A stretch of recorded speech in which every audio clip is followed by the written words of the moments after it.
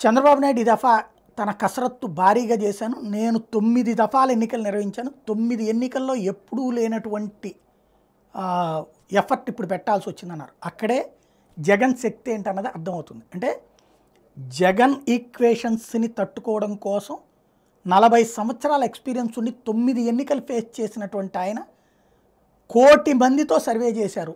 ఈ 1 కోటి మందితో IVRS సర్వే 1,03,33,000 మందితో IVRS సర్వే. అంటే మన ప్రతి నియోజకవర్గ పరిధిలో ఉన్నటువంటి వాళ్ళకి అక్కడ ఉన్న అభ్యర్థులు 3 పేర్లు 2 పేర్లు పెట్టి వీళ్ళలో ఎవరు కోటేస్తారు అని చెప్పి అడగటం, దాని ఆధారంగా సీట్లు ప్రధానం.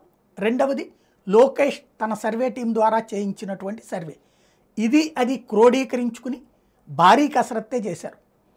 ప్రజా ఉద్యమాల నుంచి వచ్చినటువంటి కొలికపూడిని, అట్లాగే మహాసేన రాజేష్ లాంటి వాళ్ళని తీసుకోవడం దగ్గర నుంచి ఆవేశపడకుండా అవసరమైతే కొత్త వాళ్ళని 22 మంది దాకా కొత్త వాళ్ళని తీసుకోవడం దాకా తెగించినే చేశారు. చాలా పెద్ద కసరత్తే చేశారు, నో డౌట్ అందులో.